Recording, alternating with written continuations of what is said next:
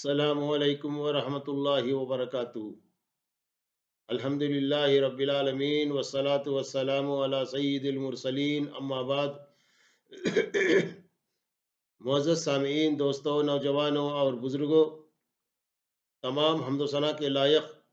وہی وحدہ لا شریک لہ ہے جس نے ہم تمام کو یہ ایک مقصد کے ساتھ پیدا کیا۔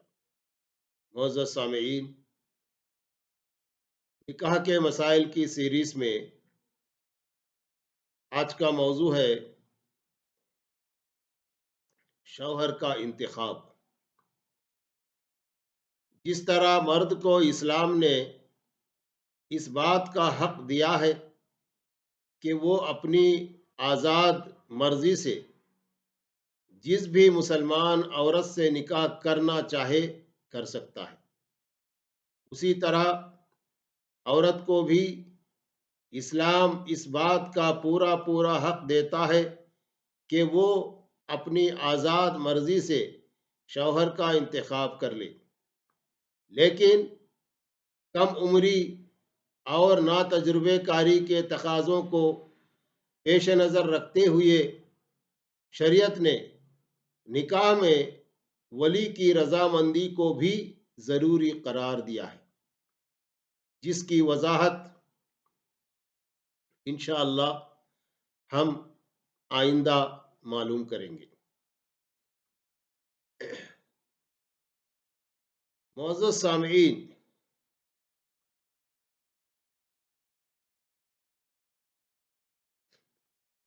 اسی طریقے سے عورت کو حق خلا بھی دیا گیا ہے۔ جس طرح شریعت نے مرد کو ناپسندیدہ عورت سے علیحدگی کے لیے طلاق کا حق دیا ہے، اسی طرح عورت کو بھی ناپسندیدہ مرد سے الگ ہونے کے لیے خلا کا حق دیا ہے، جسے عورت باہمی افہام و تفہیم یا عدالت کے ذریعے حاصل کر سکتی ہے۔ ایک عورت نبی کریم صلی اللہ علیہ وسلم کی خدمت میں حاضر ہوئی اور اپنے شوہر کی شکایت کی۔ آپ صلی اللہ علیہ وسلم نے اس سے پوچھا، کیا تم مہر میں دیا گیا باغ واپس کر سکتی ہو؟ تو عورت نے عرض کیا، ہاں یا رسول اللہ صلی اللہ علیہ وسلم۔ تو آپ صلی اللہ علیہ وسلم نے اس کے شوہر کو حکم دیا کہ اس سے اپنا مہر واپس لے لو، اسے الگ کر دو۔ بخاری۔ یعنی مذکورہ بالا 7 امور میں اسلام نے عورتوں کو مردوں کے برابر حقوق عطا فرمائے ہیں۔ جن امور میں عورتوں کو مردوں کے غیر مساوی یعنی کم حقوق دیے ہیں، وہ ہے خاندان کی سربراہی، یعنی ذمہ داری،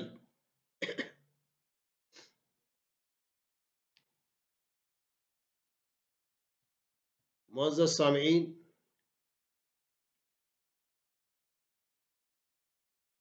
یعنی اسلام مرد اور عورت دونوں کی جسمانی ساخت اور فطری صلاحیتوں کو پیش نظر رکھتے ہوئے دونوں کے دائرہ کار کا تعین کرتا ہے۔ اسلام کا موقف یہ ہے کہ مرد اور عورت اپنی اپنی جسمانی ساخت اور طبعی اوصاف کی بنیاد پر الگ الگ مقصد کے لیے تخلیق کیے گئے ہیں۔ جسمانی ساخت کے اعتبار سے بلوغت کے بعد مردوں کے اندر کوئی جسمانی تبدیلی واقع نہیں ہوتی، سوائے اس کے کہ چہرے پر داڑھی اور مونچھ کے بال ظاہر ہونے لگتے ہیں اور ان کے اندر جنسی جذبات بیدار ہونے لگتے ہیں، جبکہ عورت کے اندر بلوغت کے بعد جنسی بیداری کے علاوہ بڑی نمایاں تبدیلی یہ واقع ہوتی ہے کہ عورت کو ہر ماہ حیض کا خون آنے لگتا ہے، جس سے اس کے جسمانی نظام میں کچھ تبدیلیاں بھی پیدا ہوتی ہیں۔ عورت کا نظام تنفس، نظام ہضم، نظام عضلات، گردش خون، ذہنی و جسمانی صلاحیتیں، گویا پورا جسم اس سے متاثر ہوتا ہے۔ بالغ مرد و خواتین اچھی طرح جانتے ہیں کہ عورت کو قدرت ہر ماہ اس تکلیف دہ صورتحال سے محض اس لیے دوچار کرتی ہے کہ اسے نوع انسانی کی بقا جیسے عظیم مقصد کے لیے تیار کیا جاتا ہے۔ عورت کا بلوغت کے بعد ہر ماہ ہفتہ عشرہ اس تکلیف دہ صورتحال سے دوچار رہنا، پھر زمان حمل میں سختیوں پر سختیاں برداشت کرنا، وضع حمل کے بعد متعدد جسمانی بیماریوں کے باعث نیم جانی کی کیفیت سے دوچار ہونا، اس کے بعد حالت ضعف میں 2 سال تک اپنے جسم کا خون نچوڑ کر بچے کی رضاعت کا بوجھ اٹھانا، اور پھر ایک طویل مدت تک راتوں کی نیند حرام کر کے بچے کی پرورش،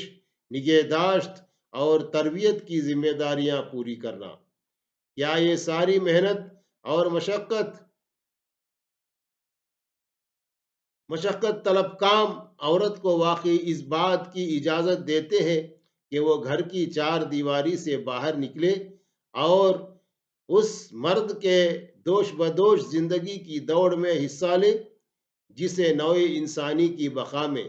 قدرت نے سوائے تخم ریزی کرنے اور نان و نفقہ ادا کرنے کی کوئی ذمہ داری تفویض ہی نہیں کی؟ طبعی اوصاف کے اعتبار سے مرد کو اللہ تعالیٰ نے حاکمیت، قیادت، سیادت، مزاحمت، مشقت، جنگجوئی اور خطرات کو انگیخت کرنے جیسی صفات سے متصف کیا ہے، جبکہ عورت کو اللہ تعالیٰ ایثار، قربانی، خلوص، بے پناہ قوت برداشت، لچک، نرمی، حسن، دلکشی اور دل لبھانے کی صفات سے متصف کیا ہے۔ معزز سامعین، مرد اور عورت کی جسمانی ساخت اور دونوں کو الگ الگ ودیعت کی گئی صفات کیا اس بات کا واضح ثبوت نہیں کہ عورت کا دائرہ کار گھر کے اندر بنی نوع انسان کی بقا، بچوں کی پرورش، تربیت، خانہ داری اور گھر کے دیگر امور کی دیکھ بھال پر مشتمل ہے، جبکہ مرد کا دائرہ کار اپنے بیوی بچوں کے لیے روزی کمانا، اپنے خاندان کو معاشرے کے مفسدات سے تحفظ مہیا کرنا، ملکی معاملات میں حصہ لینا اور ایسے ہی دیگر امور پر مشتمل ہے۔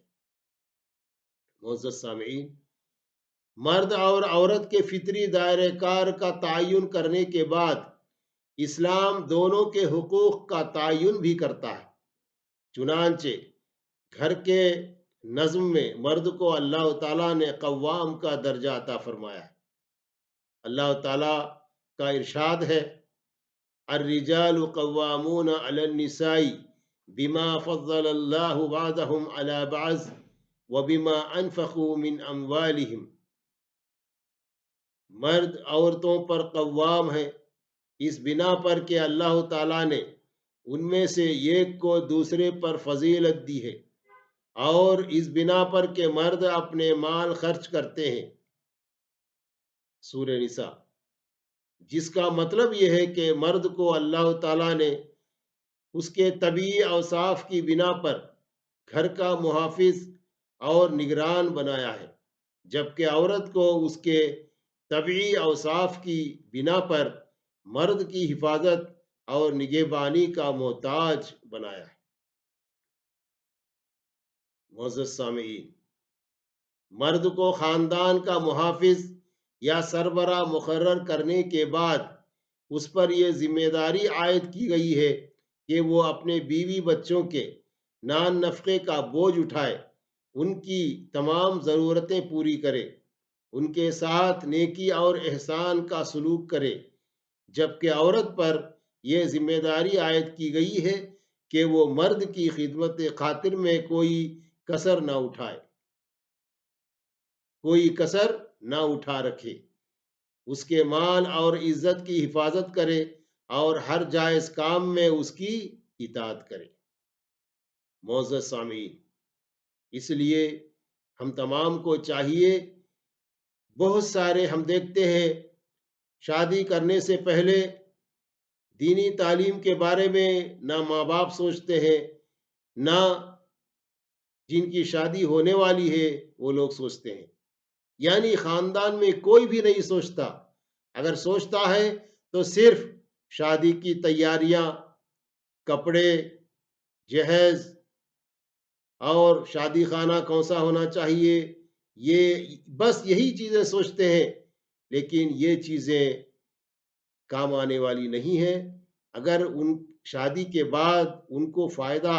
پہنچانے والی اور ان کی حفاظت کرنے والی، ان کو صحیح راستہ بتانے والی اگر کوئی چیز ہے تو وہ ہے دینی تعلیم۔ اس لیے ہم تمام کو چاہیے کہ ہم میں سے ہر ایک کو دینی تعلیم کتاب و سنت کی روشنی میں حاصل کرنی چاہیے۔ اللہ تعالیٰ سے دعا ہے کہ اللہ تعالی ہم تمام کو نیک توفیق عطا فرمائے، آمین۔ وآخر دعوانا ان الحمد للہ رب العالمین۔ السلام علیکم ورحمۃ اللہ وبرکاتہ۔